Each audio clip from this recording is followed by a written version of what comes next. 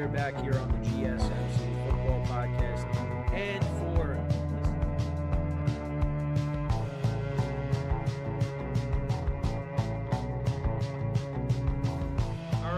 we are back here on the GSMC.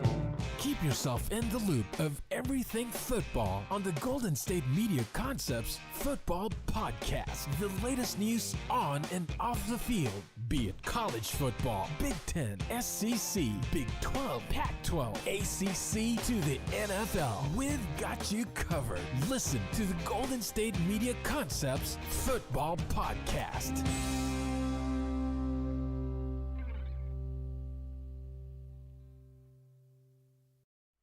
And welcome everybody to another edition of the GSMC Football Podcast, brought to you by the GSMC Sports Network.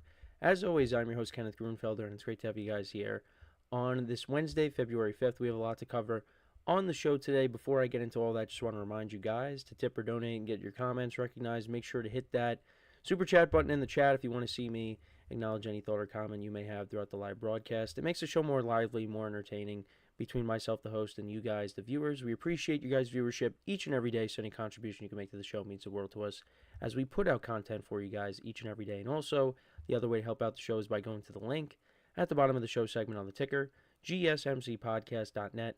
That is gsmcpodcast.net. So let's get into what we're going to discuss for today. So, a few Super Bowl topics to open up the show. So, we had this conversation last year, but we're going to talk about at the start of the show here what another ring to Mahomes' resume would do for him in terms of being considered the greatest of all time. So the GOAT debate, obviously Tom Brady is a part of that conversation because he is looked at as the greatest of all time, and I agree with that. But we'll get into what this latest Super Bowl championship would be potentially for Patrick Mahomes if him and the Chiefs are able to pull it off and win 3 in a row. We'll also, kind of compare the rosters, which team has the edge at certain positions. We'll get into that. We'll talk about Travis Kelce, more retirement rumors and speculation regarding him, so we'll get into what he had to say about that. We'll also talk about Kirk Cousins, what the future holds for him, whether he's going to stay with the Falcons, if he's going to go elsewhere.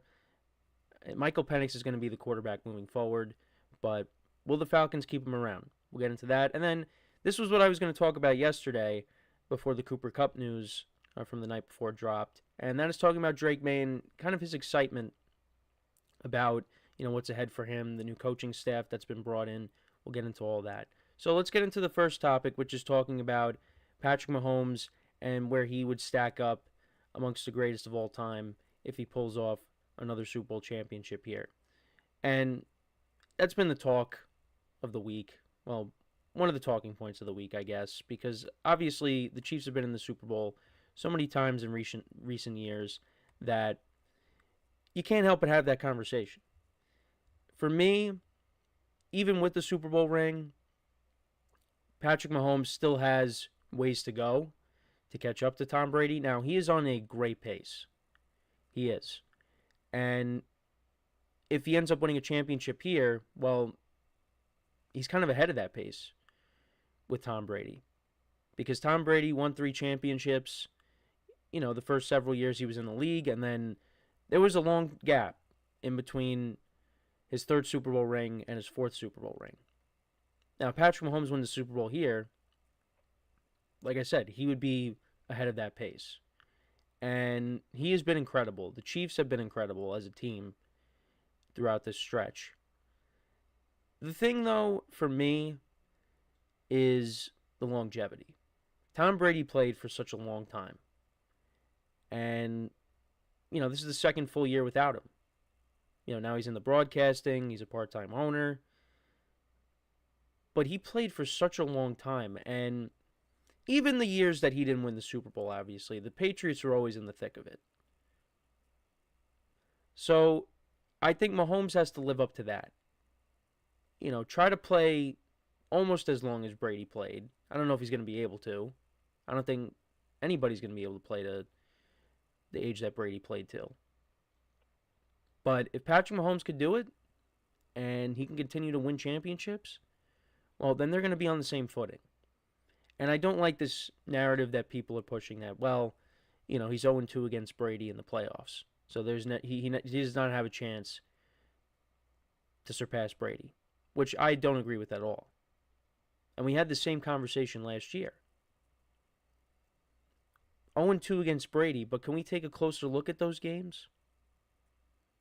The AFC Championship game.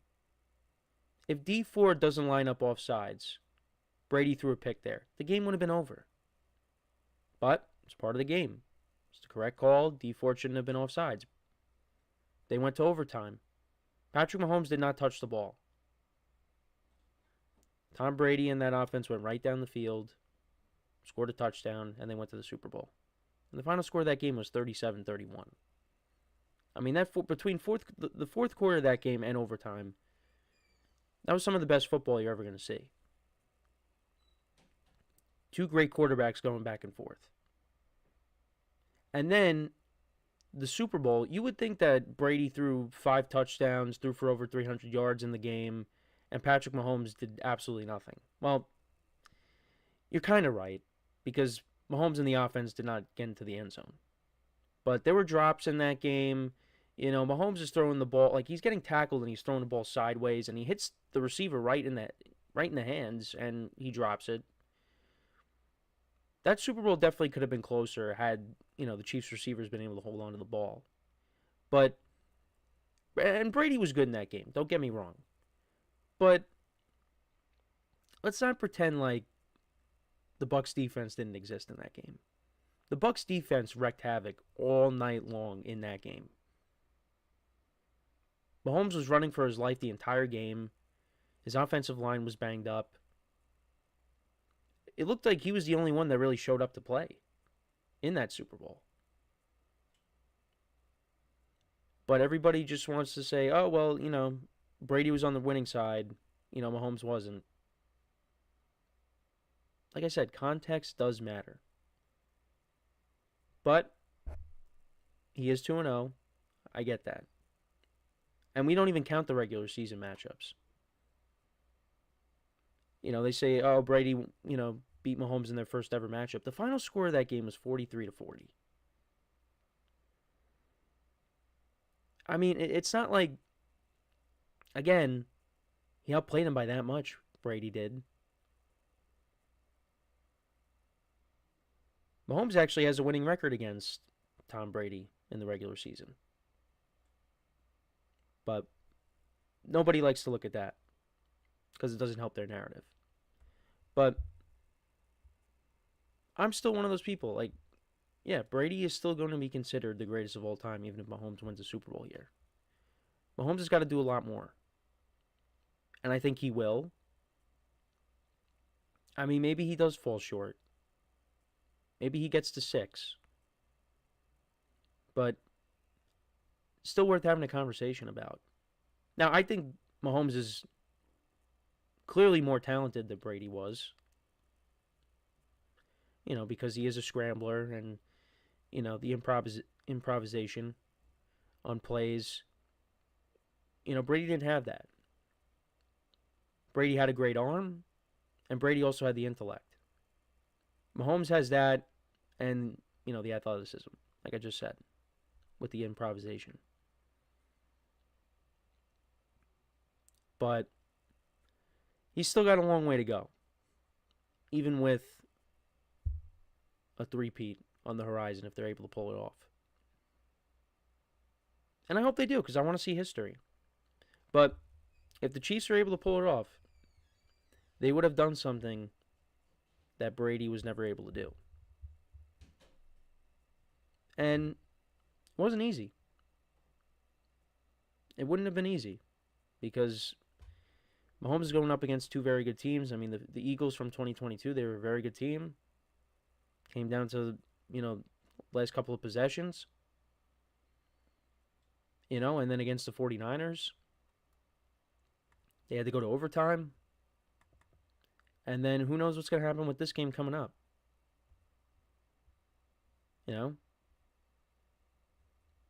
This game on Sunday could go into overtime. This game, or maybe not, and it comes down to the final possession. It's going to be tough.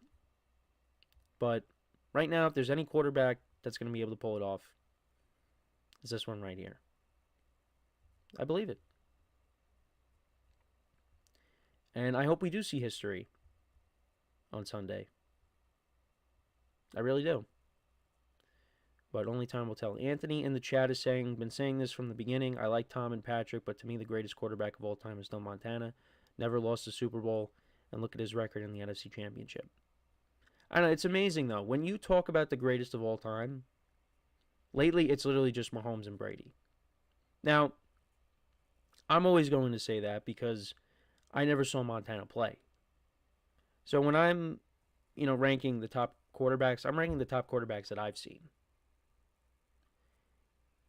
Now, people might say you can't do that because you're kind of eliminating history because there's been a lot of great quarterbacks before my time.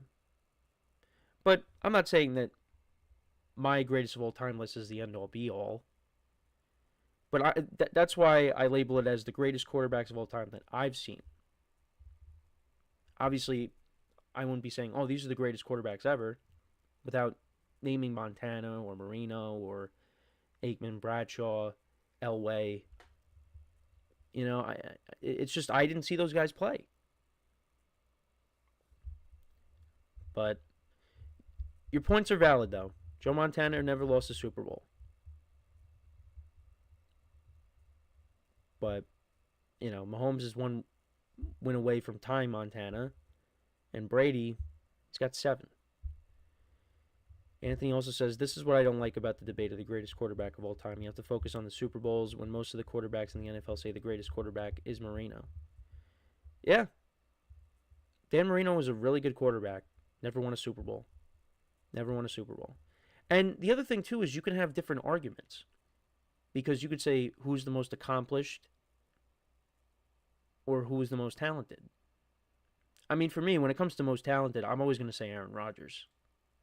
Prime Aaron Rodgers is the greatest quarterback I've ever seen. Now, I could say Mahomes, but I'm still going to say Rodgers.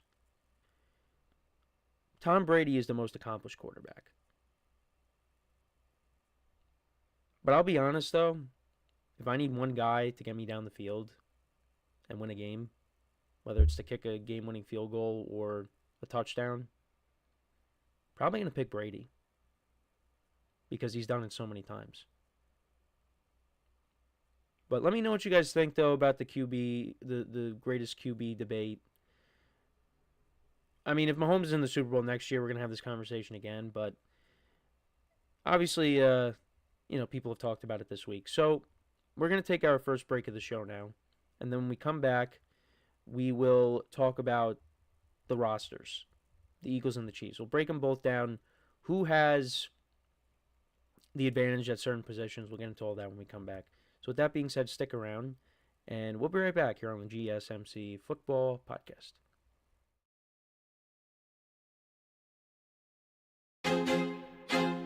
I feel like I'm losing my mind. Is everybody in the world blind? Please, Lord, give me a sign, a sign. I feel like I'm losing my mind. Is everybody in the world blind? Please, Lord, give me a sign, a sign.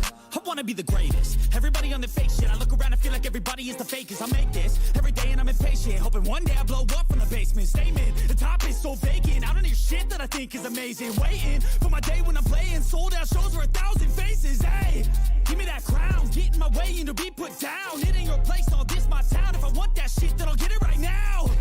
I'm losing it, the noose it fits. I'm losing shit, a stupid myth. You choose to live or choose to dip. You choose to fight or lose your grip and lose a gift. Oh, I feel like I'm losing my mind.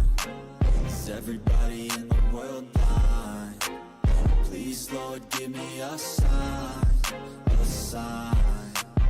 I feel like I'm losing my mind.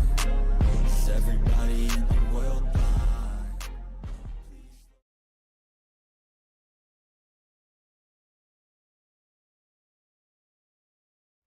All right, and we are back here on the GSMC Football Podcast, and for the second part of the show's second part of the show, we will break down the two rosters, the two Super Bowl rosters, who has the advantage at certain positions.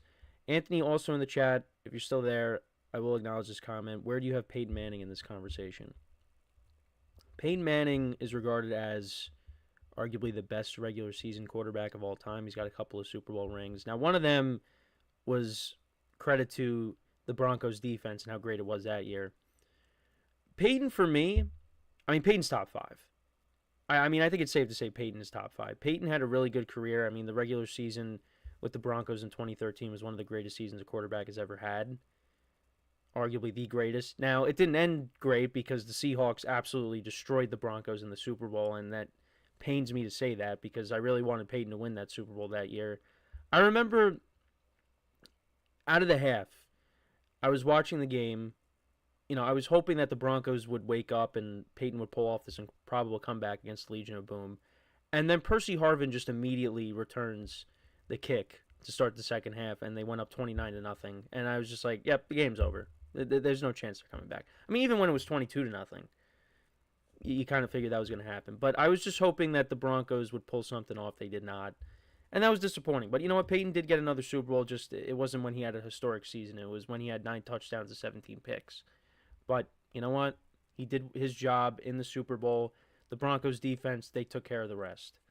So, but yeah, Peyton is definitely a top 5 quarterback, though. And he went to 4 Super Bowls. He had his chances against the Saints. I watched the highlights of that Super Bowl, I think yesterday or the other day. And, the Colts could have won that, but they unfortunately did not. But Peyton has 2, and like I said, he is regarded as the greatest regular season quarterback of all time. But he's top 5. So let's kind of go through these two Super Bowl rosters. Speaking of the Super Bowl. So I guess we'll start with the coach. I think Andy Reid has the advantage there between him and Nick Sirianni. Now, I've given Nick Sirianni all the credit in the world. Things weren't looking good for him last year or after last year with the collapse that the Eagles went through, but they came out and they've had a really good season. Arguably the best team in the NFC. It was between them and the Lions, but obviously the Lions fell flat in the playoffs, but he's got this team playing really well right now. And I talked about this yesterday, whether you believe he's a good coach or not, he wins games. And he's been to the playoffs every single year that he's been the head coach of the Eagles. So you got to give credit where credit is due. But for me, I give the advantage to Andy Reid. I just think right now he's probably the best head coach in the NFL. And, during this time period, his team wins games. But they are winning championships. And they already have the edge in terms of, Super Bowl matchups between each other because, Andy Reid won the previous game. I didn't bring this up, but let's not forget, last year, 2023, the Eagles did go into Kansas City and beat them. I haven't really mentioned that, but they did go into Kansas City and they did beat the Chiefs. The Chiefs were still kind of off offensively, but the Eagles did do that. But I just, for me, I still think the Chiefs have the advantage when it comes to the head coach. Andy Reid over Nick Sirianni. But, Nick Sirianni's a good coach. So, but I give the Chiefs the advantage there. The defense, though, it's hard. It's hard. To be honest, I'd probably give the Eagles the edge for their secondary and I guess their linebackers because their linebackers have been so good. The Chiefs have good linebackers as well. Nick Bolton is a stud. But the Eagles have Zach Bond, who's going to be an All-Pro. The Eagles did a great job fixing the secondary. You got Darius Slay back there. You brought back C.J. Garner-Johnson, Quinyon Mitchell, and Cooper DeJean. They did such a great job this offseason. And then the Chiefs, they have Trent McDuffie and Jalen Watson they got back. They traded L'Jarius Sneed in the offseason, but they haven't skipped a beat. But the Eagles' pass defense, I think is ahead of the Chiefs. I mean, you got to favor the Eagles there.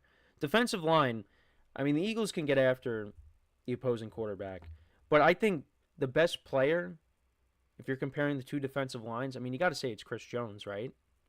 You have to. And Chris Jones, you can line up anywhere. And they also have George Karlaftis, the Chiefs. You know, the Eagles, I think they have the slight edge in terms of the defensive advantage. But, I mean, the Chiefs still have very good players on their defense. Chris Jones is probably, like I said, the best defensive player amongst, you know, if you're comparing both defenses. But, you know, they can line up Chris Jones wherever. You know, in the middle, you can line him up on the outside. I mean, you're going to probably see that, you know, during the Super Bowl as well. I mean, the Eagles have a good D-line, too. You know, with their guys, I talked about them. I mean, you got Jalen Carter up the middle, who's a stud. So, you know, I mean, I would give maybe the Chiefs the slight edge with defensive line, but overall defense, I would give the Eagles the advantage. And then we move on to the offense. Offensive line, I would probably give the advantage to the Eagles. I mean, they got a couple of All-Pros on the offensive line, Lane Johnson, and I think Landon Dickerson also is an All-Pro this year. Cam Jurgens, who has done a great job replacing Travis Kelce. The Chiefs' offensive line is a little shaky. Because they've had to, you know, rework some things. I mean, now Joe Thuney is lining up as a tackle. I mean, he's doing a great job. But, I mean, even with that being said, I still give the advantage to the Eagles with their offensive line. Receiver, I'd give the advantage to the Eagles as well. I mean, you got two number one receivers, arguably, A.J. Brown and Devontae Smith. And look, the Chiefs receivers, I mean, we saw them make plays against the Bills in the AFC Championship game. You know, Juju Smith-Schuster had a couple of big catches. Xavier Worthy has looked really good over the last couple of months.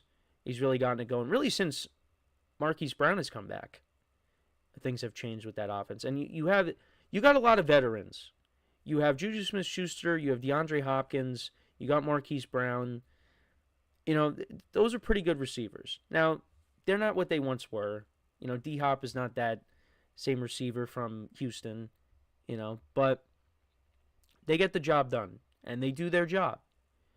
But, I mean, in terms of, you know, where they're at right now in their careers, and you're comparing them to the Eagles receivers, I mean, I give it to the Eagles receivers.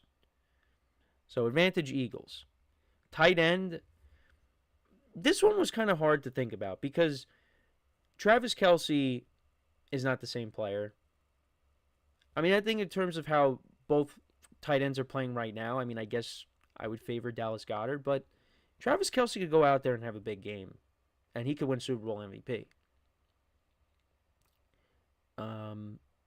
You know, he had a big game against the Texans. You know, the middle of the field wide open for him. I mean, he had that long reception against them. He was really a non-factor in the championship game against the Bills. But I thought it was interesting. So I was listening to the Michael Kay show. Sal Palantonio was on it. And he talked about the scheme of the Eagles defense. And how they have, I think he said they have two high safeties. And they kind of leave the middle of the field open. And I thought this was interesting. Vic Fangio is 0-8 against the Chiefs. Between his time with the Dolphins and the Broncos, he's 0-8. And, you know, he was the Broncos head coach. They played the Chiefs. And Travis Kelce gave him a lot of problems. So we could very well see that in this game here. And if not, then Mahomes is going to have to look at other weapons to help him out. But I thought that was interesting. So maybe Kelce does have a big Super Bowl. I mean, I think in terms of resume, I mean, you're going to give it to Kelce. He's got that proven track record, the championship pedigree, all that.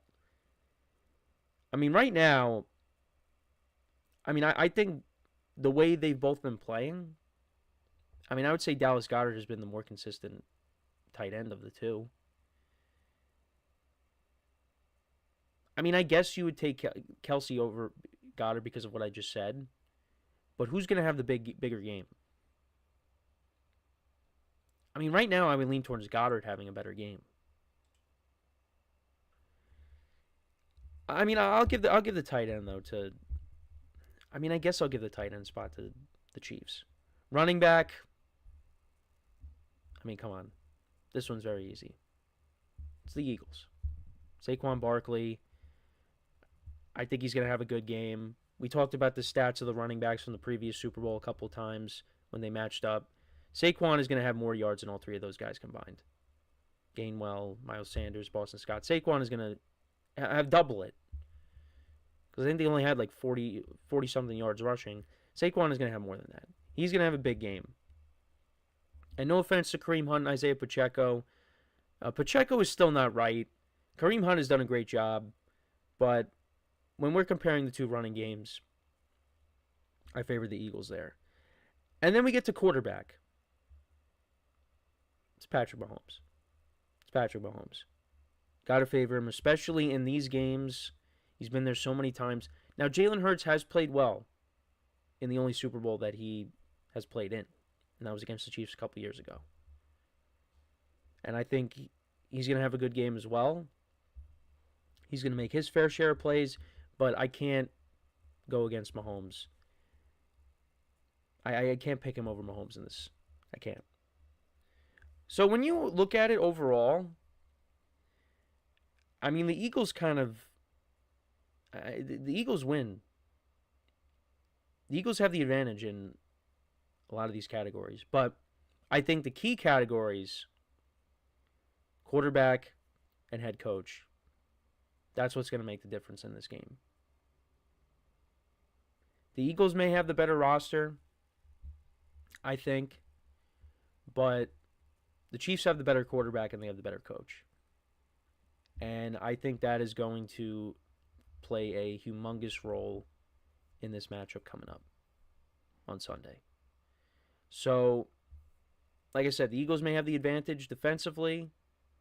Receivers, running back, tight end is debatable, even though Kelce might not be the same player. And we'll talk about him in a second, well, after we get back from our next break. But they got the advantage at quarterback, the Chiefs do, and head coach, and I just think that is going to be the difference on Sunday. But let me know what you guys think about the rosters. Like I said, these are I have been saying, these are the two best teams in football. It's even. But, the Eagles may have the advantage defensively, offensive line, but I just think, Mahomes is the equalizer. Andy Reid is the equalizer as well. So, we'll see what happens. We will see what happens. But let me know what you guys think about the rosters. Where do you give... Maybe you have a difference of opinion on certain ones that I gave the Eagles the advantage to, the Chiefs gave the advantage to. Maybe you think Jalen Hurts is better than Mahomes going into this game. Let me know in the comments. So, before we go to break, just want to remind you guys once again to tip or donate and get your comments recognized. Make sure to hit that super chat button in the chat if you want to see me acknowledge any thought or comment you may have throughout the live broadcast. It makes the show more lively, more entertaining between myself, the host, and you guys, the viewers. We appreciate you guys' viewership each and every day, so any contribution you make to the show means the world to us as we put out content for you guys each and every day. And also, the other way to help out the show is by going to the link at the bottom of the show segment on the ticker, GSMCpodcast.net. That is GSMCpodcast.net.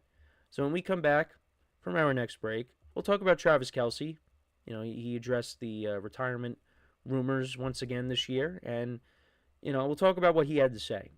So with that being said, stick around, and we'll be right back here on the GSMC Football Podcast. Looking for your daily fix of sports talk without having to pay for it? GSMC Sports Network is available on YouTube. Just search GSMC Sports Network.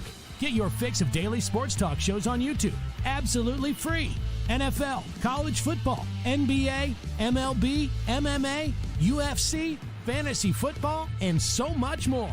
GSMC Sports Network has shows running all day long, with new sports shows starting every 2 hours. Just like on your favorite cable sports channel, except GSMC Sports Network is absolutely free. Just search GSMC Sports Network on YouTube to catch one of your new favorite shows, like the GSMC College Football Podcast, Chip Shot Football Podcast, Hoops and Heels Women's Sports Podcast, GSMC Basketball Podcast, and so many more.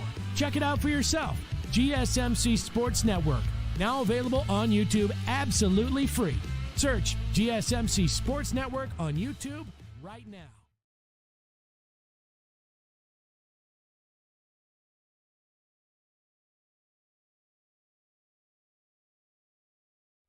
All right, and we are back here on the GSMC Football Podcast. And for the third part of the show, we're going to talk about Travis Kelce addressing the retirement rumors once again. I know we had this conversation last year, but we're going to have it again. So he did talk about retirement, and it doesn't seem like he's going to retire after this game. I think it's on the horizon. It's coming, but it's not. We're not going to see a Travis Kelce retirement announcement in the immediate future. He said, "I've thought about it, but I still love what I do. It's moments like these, weeks like these, the month that we just had in the playoffs that makes me feel like I could play this game forever. I think I still got a lot of football left in me. I think this year has been one of the most special years of my life. I think it's going to continue to make me want to do more in the football world." So Kelce on the season, he put up 823 yards, which was his worst total since his one-game rookie season in 2013, and had just 3 touchdowns in 16 games this season. In the AFC Championship game, he put up 2 catches for 19 yards, marking his 4th game this season with fewer than 20 receiving yards, double as many games than any other campaign in his career. I mean, 823 yards, yeah, that's low for him, but, I mean, it's not like he had nothing. I mean, he wasn't the red zone machine like he has been in the past. And he also said, "Where will I be in 3 years? Hopefully still playing football," he said on Monday night. "I love doing this. I love coming into work every day. I feel like I still got a lot of good football left in me. We'll see what happens. I know I've been setting myself up for other opportunities in my life. That's always been the goal, knowing that football only lasts for so long. You've got to find a way to get into another career, another profession. I've been doing that in my off seasons, but for the most part, I'm planning on being a Kansas City Chief and playing football." So, yeah, it does not seem like he's ready to walk away just yet. And yeah, I mean, I think he still can play. It's just I don't think the consistency is going to be there like it has in the past. Even when he had that big game against the Texans, I mean, you could tell he's not the same. He doesn't have the same speed. I mean, he's definitely starting to slow down a little bit. I know last year I said he wasn't washed. I mean, he had a big postseason, and he could definitely have a big game here coming up in the championship game because of that little thing I said, when Sal Palantonio was on the Michael K show, and how Vic Fangio plays his defense. That could benefit Kelce. But, like I said, I think the consistency is just not there. And I think, yeah, as long as the Chiefs are winning games and, they're playing in these big games like they have been over the course of the last few years now, Kelce's going to want to be a part of it. Now, you do wonder what would happen if the Chiefs were to have a bad year. Would Kelce, seriously consider retiring immediately? I don't know. I mean, it's hard to say. It's a hypothetical. Because, as long as Patrick Mahomes is healthy, that's the biggest thing. As long as Mahomes is healthy, the Chiefs are going to be in it every year. But then again, you go back to the first year they won the Super Bowl, Mahomes got hurt and missed some time. But, yeah, I mean, Kelce can play, as long as he wants. At some point, though, because I remember he did say last year that, he's going to play till the wheels fall off. I'm pretty sure he said that. So, I don't think the wheels have fallen off yet, but I think they're starting to become a little loose.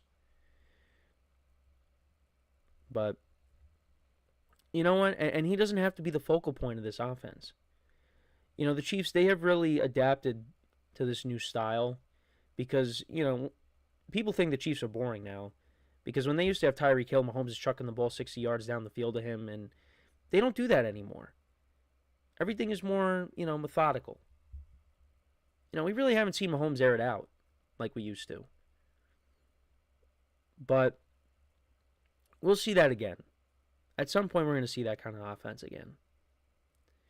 But yeah, I mean, you got Xavier Worthy, who's become a good player for them, rookie wideout, and Marquise Brown, has kind of changed this offense because, now you've kind of slid Worthy over into his more natural position on the field, and that's opened up more opportunities for him in the passing game.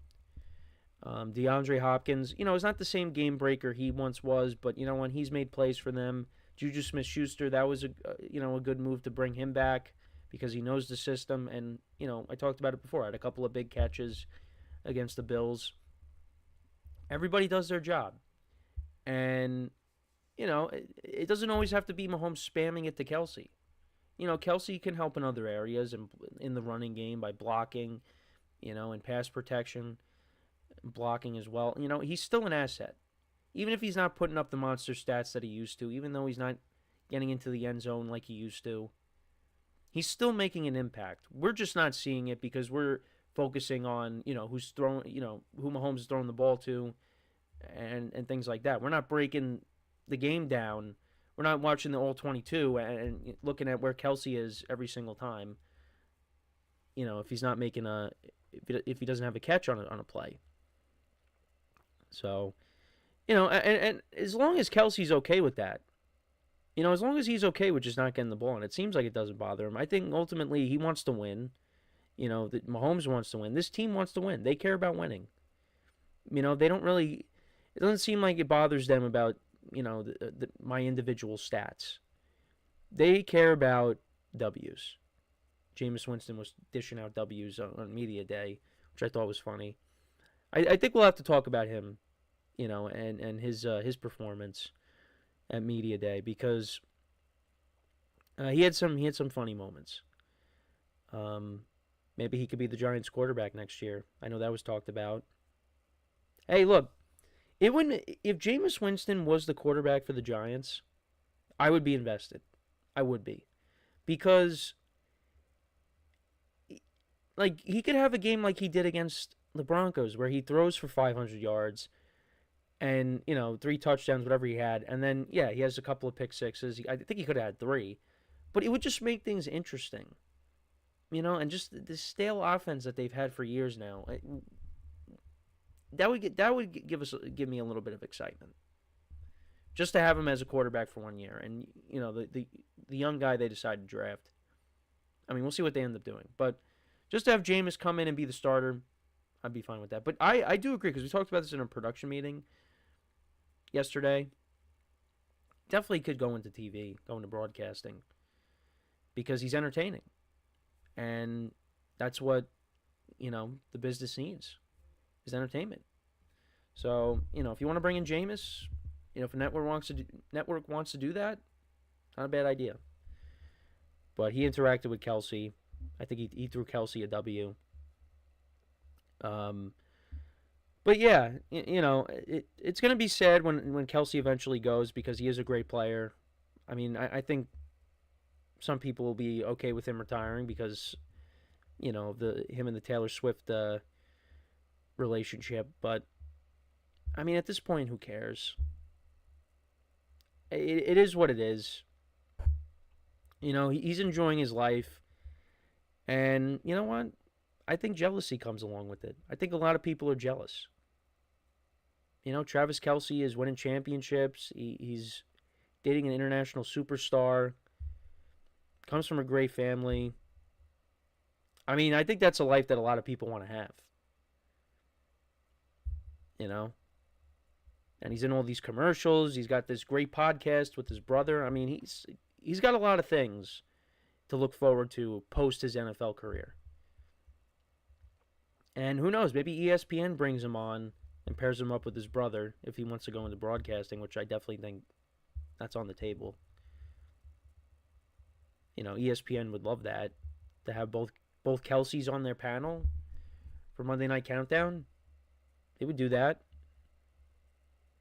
So, yeah, no, I mean, he's loving life right now. It's just, like I said, I think jealousy plays a role with certain people. But, we'll see what kind of performance he has on Sunday. I think he's going to have a better game than he did in the championship game. I think he's going to be more of a factor. But, it's going to be more of the same. It's going to be Mahomes spreading the ball around. We'll see how the Chiefs run the ball in this game as well. But Kelce will have a big moment in this game at some point. I do believe that. But we'll have to wait and see. But let me know what you guys think about the retirement rumors for Kelce. I mean, it doesn't seem like he's going to retire after this game, regardless of the outcome. But who knows? Who knows? But retirement is coming at some point. And we'll just have to wait and see. But let me know what you guys think in the comments. So when we come back from our next break, we are going to talk about Kirk Cousins. We're going to talk about Kirk Cousins. And will the Falcons keep him? Or are they going to move off of him? So that is what we'll get into.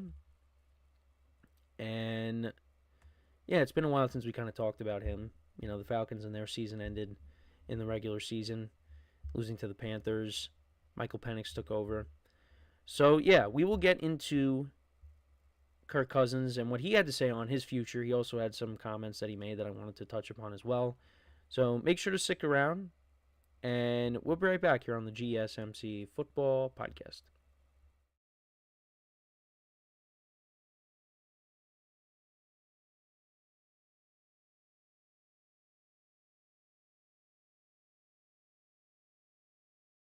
For the best and latest podcasts available anywhere, go to the podcast app on your cell phone and type in GSMC to access free content-rich podcasts on health and wellness, book reviews, sports, entertainment, relationships, social media, movies, technology, finance, and even weird news. Subscribe and download the GSMC Podcast Network's family of shows, available everywhere podcasts are found.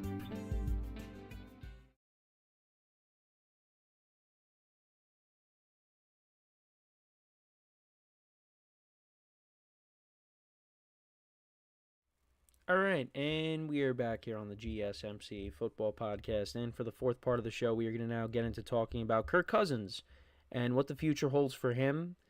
He was talking to, Good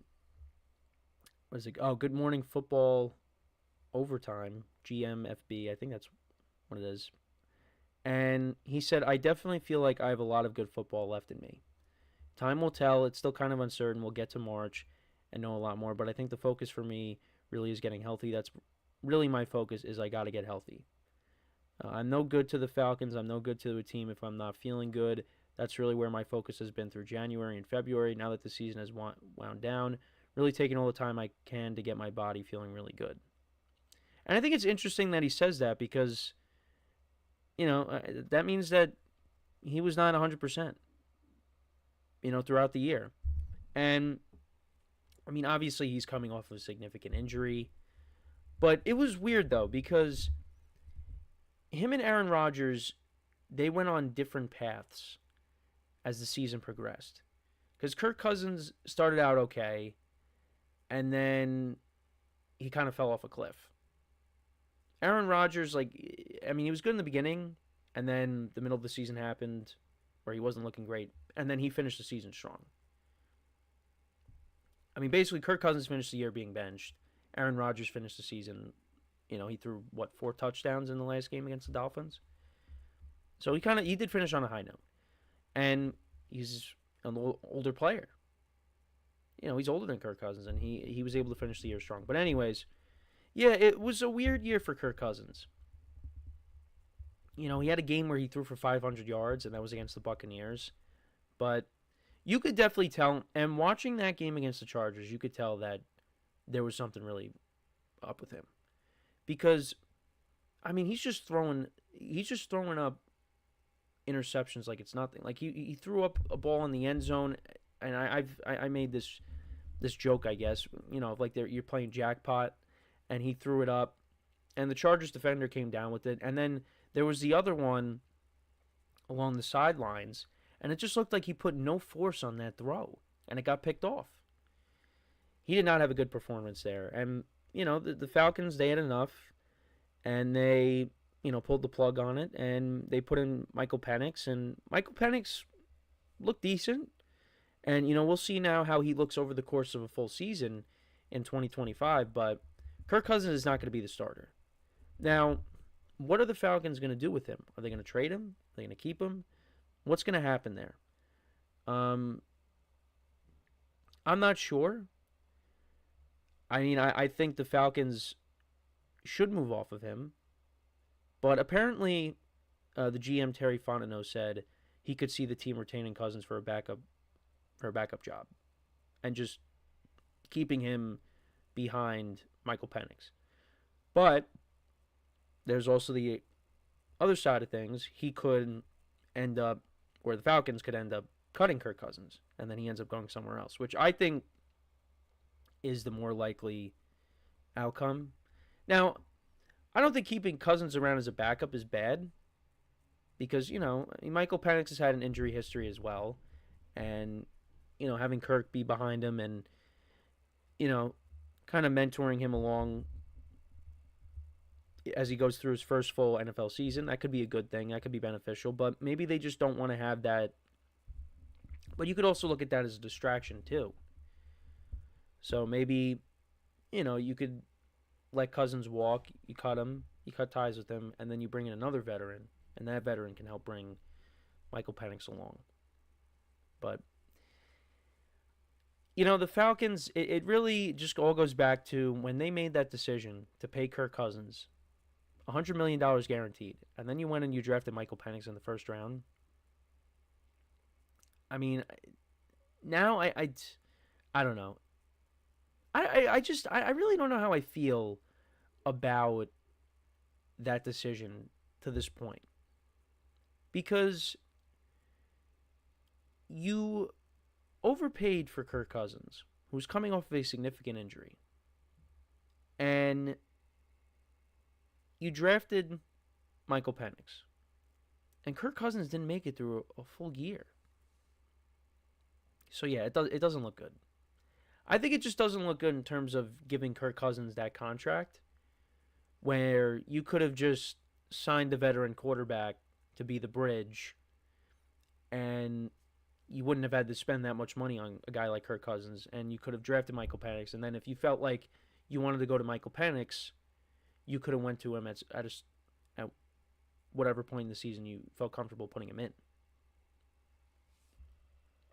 Because look at the Patriots, different situation because, they put in Jacoby Brissett. They had him start the year, but they didn't want to put Drake May in behind that offensive line. And then, they felt the time was right. They put Drake May in. And, the Falcons could have went that route, but they didn't. And I mean in terms of bringing in just like a guy like Jacoby Brissett, bring him in, he starts, and then you put in Michael Penix. But the Falcons, they had a different thought process. Their thought process was, we're going to have Michael Penix sit for, they hope the duration of the contract with Kirk Cousins. And then once that contract is up, Michael Penix takes over. That didn't last. That did not last very long. Because Kirk Cousins really struggled. Kirk Cousins got benched after a win. After they beat the Raiders, he got benched. And they put Penix in. And, like I said, Penix did well, I thought. The Falcons, they need to continue to improve this team.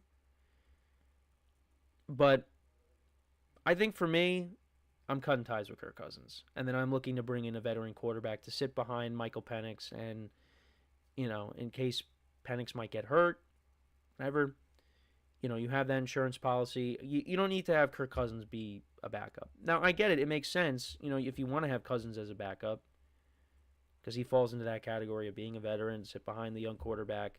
But usually if you have a backup quarterback, your backup quarterback is not making $100 million guaranteed. They got to move off of it. They got to cut ties and bring somebody else in, a cheaper option. That's how I see it. And I'm sure there's a team out there that is going to pick up Kirk Cousins because, like I always say, There's always a need for quarterbacks. So someone will pick him up. And we'll see who ends up being that team. But for right now, he's still a Falcon. And I still think he does have good football left in him. I do believe that. I think we got to see how he looks another year removed from this injury. Now, the one thing that concerns me is the confidence thing, because I think that's what some people are getting, is that he also just lost a lot of confidence. And I bring up the Chargers game because, yeah, that looks like a quarterback that lost confidence. You know, I mean, he doesn't trust his body 100% either. So maybe another year removed, and maybe it just wasn't a good fit, him and the Falcons. Because I know I've said that on the show here, because, you know, you went from Justin Jefferson and Addison, Hawkinson, you know, the Vikings, and, you know, I mean, you see what they did with Sam Darnold. And you go to the Falcons, and Drake London had his best year yet. You have a stud in Bijan Robinson, who's turning into one of the best running backs, well, is already one of the best running backs in the NFL. But it's just outside of that, like Kyle Pitts, I mean, people are still waiting on Kyle Pitts to have a big year. I mean, he did have a good year his rookie year. He had 1,000 yards, but that was with Matt Ryan as his quarterback. But, you know, you had Ray McLeod as your third wide receiver. Darnell Mooney had a nice year, but still, like, they needed more to that team. So maybe the fit isn't there for Kirk Cousins. Now, again, I don't know where he's going to end up if he ends up being cut. But I think also he needs to go to a team, if he is able to pick, a team that's going to be a good fit for him. Now, he did think the Falcons were going to be a good fit, probably because of the contract that they gave him. But, I don't know, it just didn't really work out. So, I think go to a team that fits your skill set. And like I said, you're another year removed from the injury. So I think Kirk Cousins, we will see a better version of Kirk Cousins in 2025. Now, if we don't, well, then we have concerns. We have our concerns then. So, yeah, that's my thoughts on the Kirk Cousins situation. I do think that he will end up on a different team. Now, if they keep him as a backup, so be it. But this is Michael Penix's team now. So, you know, whether the Falcons decide to keep Cousins as a backup, which, I mean, again, I understand the concept of it, but I think you're better off letting him go and bringing in another veteran that's cheaper. Because then you don't have that cloud hanging over, you know, you don't have that person leaning over Michael Penix's shoulder, you know, looking to get back in and be the starter. Because when you start doing that, you know, you could mess with a young player. So, yeah, I think the Falcons, they move off of Cousins. He goes to a different team. You bring in a veteran. You have them be the backup. But let me know what you guys think about that. You think Kirk Cousins has good football left in him? Let me know in the comments. So we're going to take our final break of the show now. And I know I did talk about him briefly, but we will get into talking about Drake May. We will talk about Drake May and his excitement over the new coaching staff and, you know, the changes that have happened and what kind of season can Drake May have in 2025. We'll get into all that when we come back. So for one final time today, stick around, and we'll be right back here on the GSMC Football Podcast.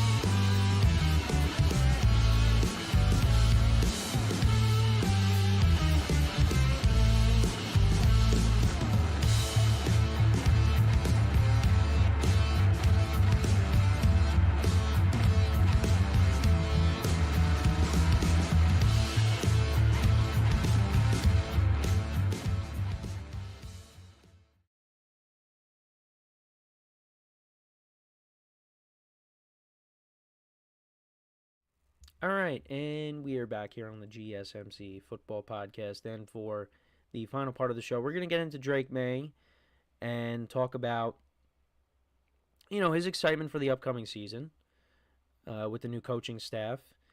And, there's a lot to look forward to in New England now. And I didn't like how they handled the Gerard Mayo situation. I think he was wronged in how they handled all that. But I think Mike Vrabel is a better coach. And, now they also brought back Josh McDaniels to be the offensive coordinator. And I think Josh McDaniels is going to do a nice job working with Drake May. I think Drake May is going to have a good year. Now, the Patriots, they're going to need to, surround Drake May with more talent. That's the biggest thing. Get more playmakers on this side of the ball. Also, I think one of the things they have to do is maybe draft an offensive lineman. I mean, they're going to do that anyways, but I'm curious to see what they end up doing with their first pick. They could trade down. I could see that. Or maybe they do take, a Tataroa McMillan. Travis Hunter might not be there, so maybe you take McMillan.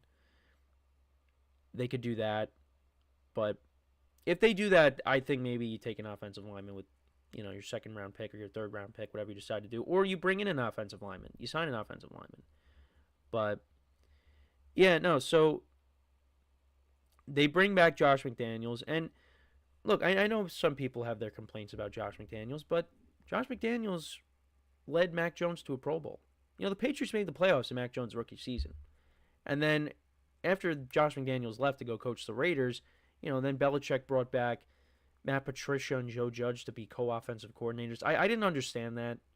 That didn't make sense to me. And then they brought Bill O'Brien in the following year, and that just didn't really pan out either. So I think Josh McDaniels, like I said, is going to help out. Drake May, and I wanted to bring up what Drake May had to say as well recently at the Pro Bowl. So he said regarding Mike Vrabel, he said, he reached out to me and we got on the phone. Obviously, a guy who's done it and played in the league and won a Super Bowl, you have to respect what he's done and seeing what he's done. I think the biggest thing is he's been a head coach and he knows what it's like. So excited to get up to New England and get things going. And I wanted to see if there are any more quotes on that. He also talked about Josh McDaniels. Coach McDaniels, obviously, what he's done there and the success he's had. Fortunate to be able to have a guy come in who's done it at a high level and learn from him coaching one of the best ever, and the best ever, in my opinion, Tom Brady. Got a chance to go back in all those years of film you have in a little database. It's all their play calls and all Coach McDaniels' stuff and what he did with Tom. It's fortunate for me to go back and study it up and get ready for this next season. And looking at the Patriots' offensive rankings, because I wanted to, bring up just how poor their offense was. So they were towards the bottom in a lot of categories. So offensive yards, they averaged 291.9, which is 31st. Passing offense, they were towards the bottom. They were dead last. They averaged 176.2 passing yards. Not great. And then rushing offense, they were at least a little bit further up. They averaged about, where was it here?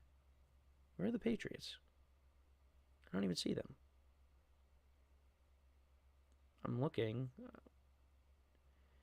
They were a little bit further up, though. Oh, yeah, they were actually behind the 49ers. They averaged 115.8. So, kind of middle of the pack.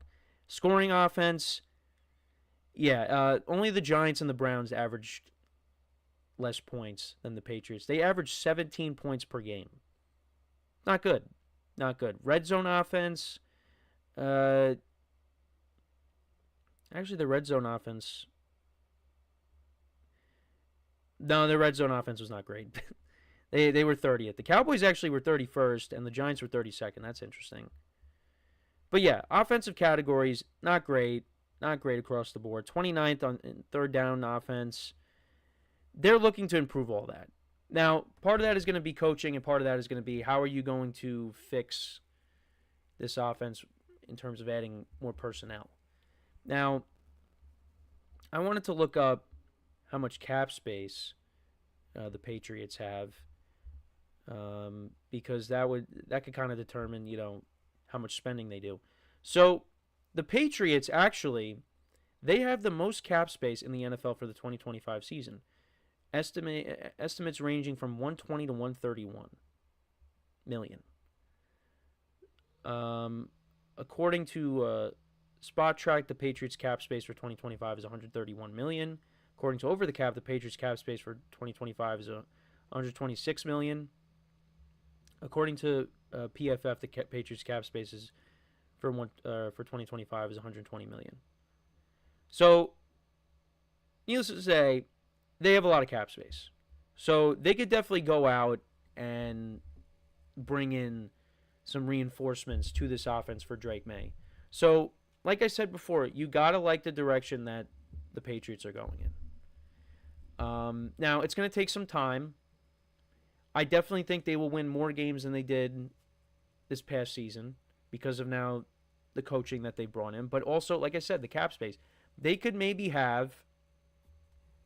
maybe this is too bit of a stretch, but maybe they go and maybe not win the exact many games, but maybe you have kind of a Commanders turnaround. I mean, you already have the quarterback, and I think there's still good players on this defense. I think that it needs some revamping, but you want to get this offense going again because this offense has been pretty lackluster. Even when Belichick was still there, even the last couple of years that Belichick was still the head coach, the offense wasn't great. So I think that's the biggest thing, and you go from there. And I think you have a head coach now in place with the experience. He's been a good head coach in this league. They're going to figure things out. But, you do play in a division with Buffalo, and, you figure the Dolphins are going to have a better year if Tua stays healthy. I don't know what to expect out of the Jets. We have to find out if Aaron Rodgers is going to come back first, and then we go from there. But, they got a first-time head coach. But yeah, I think if you're a Patriots fan, you got to be excited. There's going to be excitement injected back into this fan base.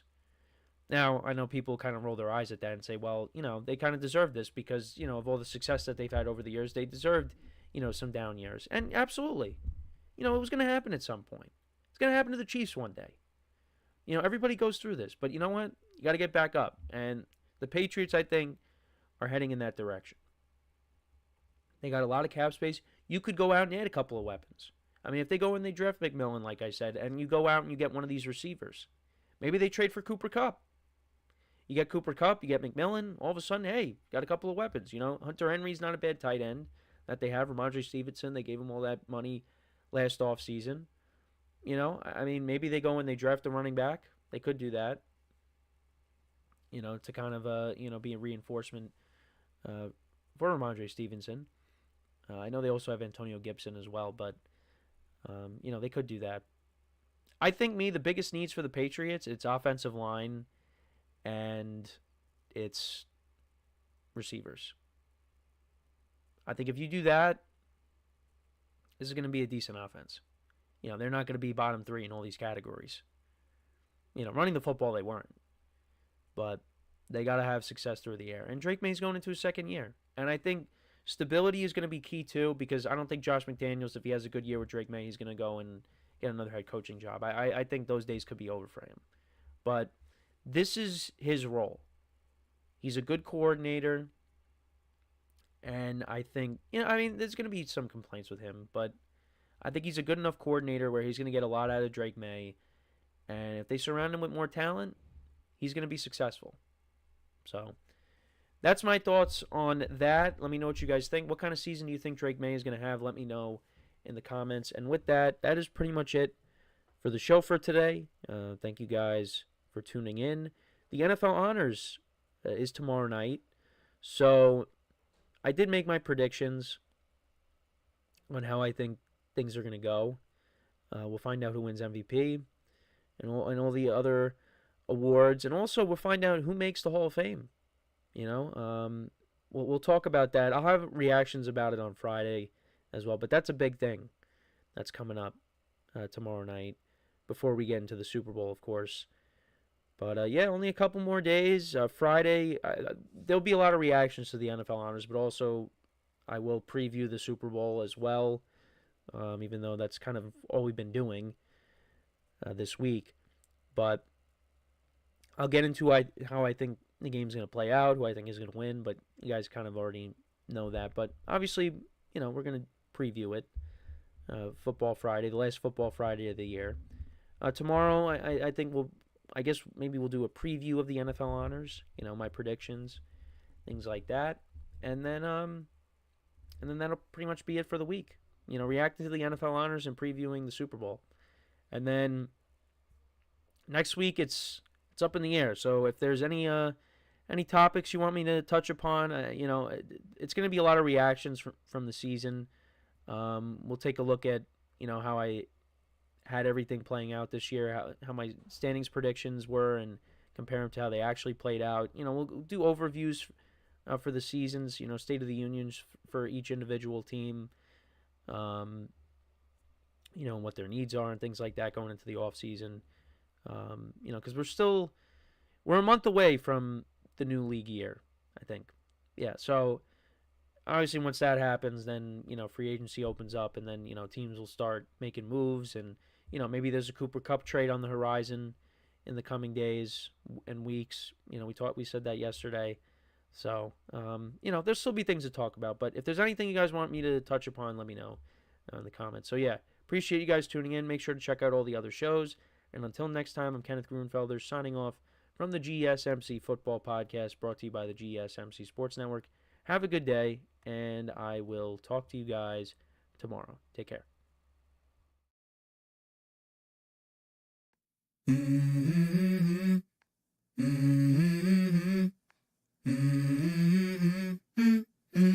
Let's go. I wake up to a little bit of drool on my pillow, feel like it's gonna be a bad day. Yeah, I'm tired of shit, and the